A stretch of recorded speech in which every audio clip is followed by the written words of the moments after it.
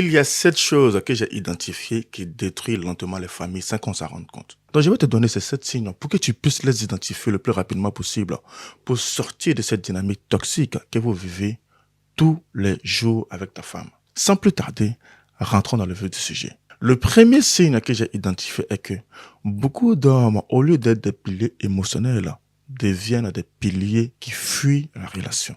Beaucoup d'hommes, vu qu'ils sont stressés, ils sont fatigués, ils ont leur propre charge mentale, ils se disent, je vais tout faire pour amener de l'argent à la maison pour que ma famille soit dans la stabilité financière.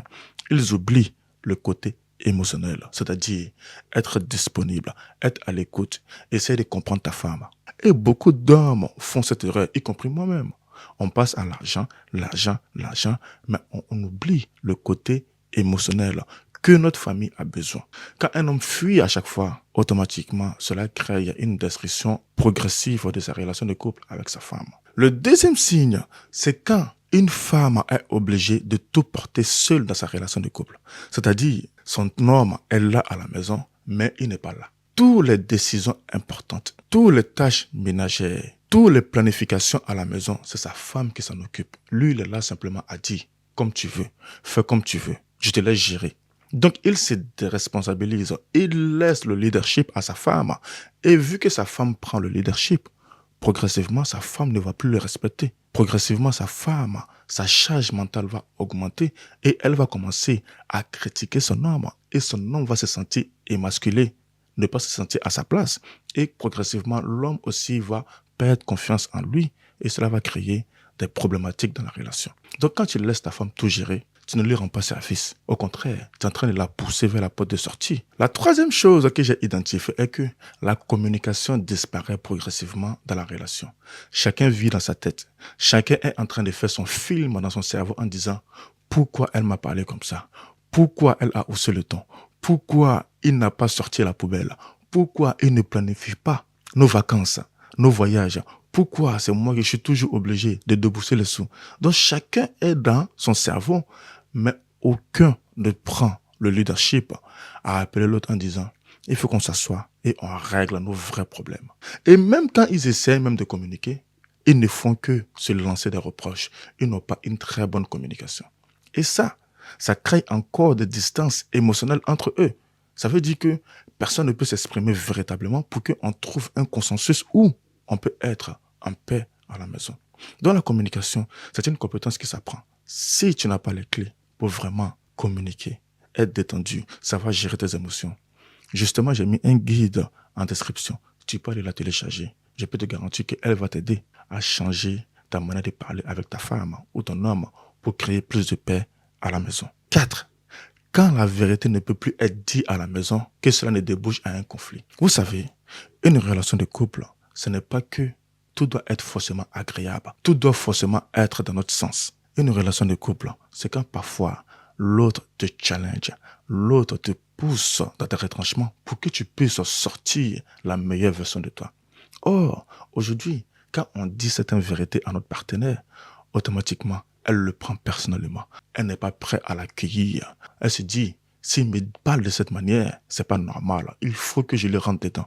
Donc, ça crée une relation de rancœur entre les partenaires. Une relation de couple où on ne se dit pas la vérité, je peux vous garantir que nous tous, on fait un faux semblant. Donc aujourd'hui, la vérité n'a pas de place dans une relation de couple. Et ça, je trouve ça dommage. Combien de fois, moi, je prenais l'argent du couple pour jouer au paris sportif et je mettais ma famille en danger. Si ma femme ne prenait pas son courage en me remettant sur le bon rail, je peux vous garantir que peut-être qu'aujourd'hui, je serais une personne séparée de ma famille.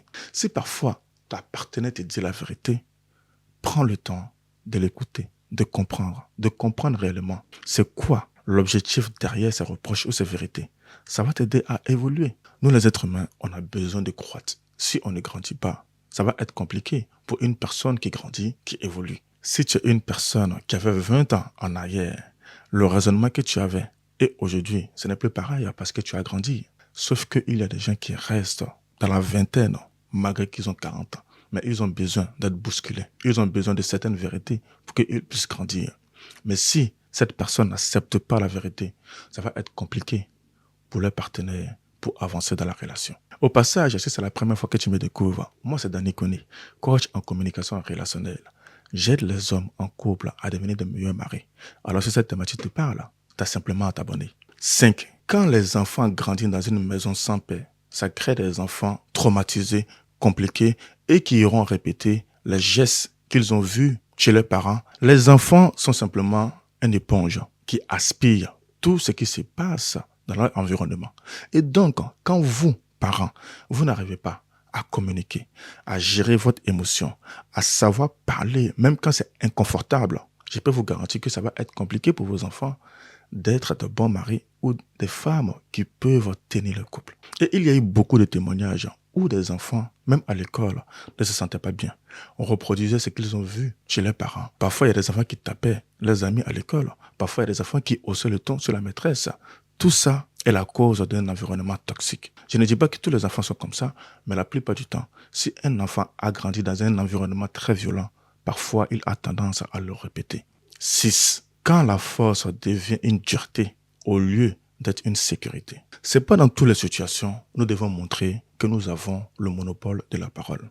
C'est pas dans toutes les situations que nous montrons que nous sommes forcément le leader de la maison. Parfois, nous pouvons faire preuve de douceur, de compréhension, d'écoute à l'égard de toute la famille. Et dans beaucoup de couples afro, nous pensons que si nous haussons le ton, si nous crions, si nous imposons notre suprématie, cela montre que nous sommes forcément le chef de la famille. Or, un bon leader, tu n'es pas obligé de passer par cette manière de faire pour que on puisse respecter les principes et les règles de la maison. Tu peux t'y prendre différemment, en criant une sécurité, en criant une compréhension pour tout le monde, pour que chacun puisse exprimer qui il est. Mais ces genre de compétences, ça s'apprend. Ce n'est pas du jour au lendemain, on sort de la dureté pour entrer dans la sécurité. Non, c'est quelque chose qui s'apprend progressivement. C'est pour ça que je te dis, si tu veux apprendre à savoir comment gérer tes émotions, à savoir comment faire face à ta famille, de leur l'idée progressivement pour créer une sécurité dans votre maison, va simplement en description.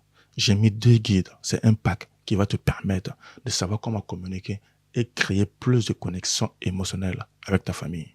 Je sais que le mot émotionnel est un peu compliqué pour nous les hommes afro, mais je peux vous garantir que tout passe par là. On allie l'émotion à la rationalité pour qu'on puisse créer plus de sécurité. On va juste en description et télécharge le guide. Ça va te permettre de changer la dynamique toxique que tu vis maintenant dans ton couple. 7. Personne ne veut prendre ses responsabilités à la maison. Pendant longtemps, j'étais le champion du monde à me désengager de mes responsabilités à la maison. Mais j'ai appris très dur à la dure que si un homme ne prend pas ses responsabilités, cet homme n'est pas respecté. Cet homme est mis à l'écart. Et je l'ai senti dans mon couple. Plusieurs fois, je voyais ma femme, malgré qu'elle se levait pour aller travailler. Elle faisait les mêmes horaires que moi. Mais quand elle rentrait à la maison, elle s'occupait du ménage, elle s'occupait de nos enfants, elle s'occupait de tout. Et moi, j'étais là, je ne prenais pas mes responsabilités. Je ne prenais pas ce leadership. Je ne prenais pas ma place d'homme. Et je l'ai vu, je l'ai vécu, je l'ai senti que ma femme n'était pas bien. Donc, dans ton couple, si tu ne prends pas ta responsabilité, forcément ta femme va te critiquer. Il faut que tu le saches. Si tu ne prends pas tes responsabilités en planifiant les choses, en faisant les choses, sans forcément demander l'avis de ta femme va se sentir moins bien et elle va te critiquer. C'est quelque chose qui est logique. Il y a beaucoup d'hommes qui me disent, mais pourquoi ma femme ne fait que me critiquer tout le temps, elle ne me valorise pas.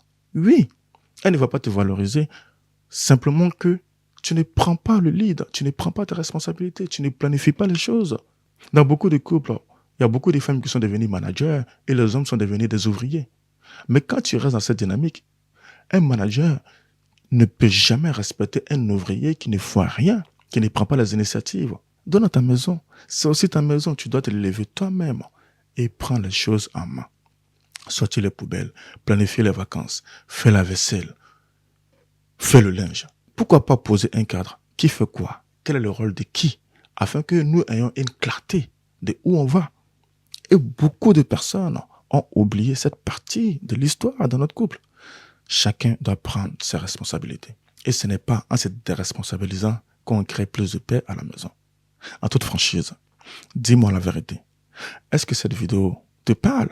Est-ce que tu t'es reconnu dans tout ce que je t'ai dit? Parmi les 7 signes qui détruisent progressivement les couples? Si cela est le cas, Va en commentaire et dis-moi la vérité. Dis-moi réellement ce que tu en penses, ce que tu as vécu et c'est quel endroit tu dois bosser. Si cette vidéo t'a parlé, tout ce que tu as à faire, c'est de simplement t'abonner et activer la notification pour recevoir toutes les vidéos que j'ai fais chaque semaine afin de t'aider à créer plus de paix à la maison.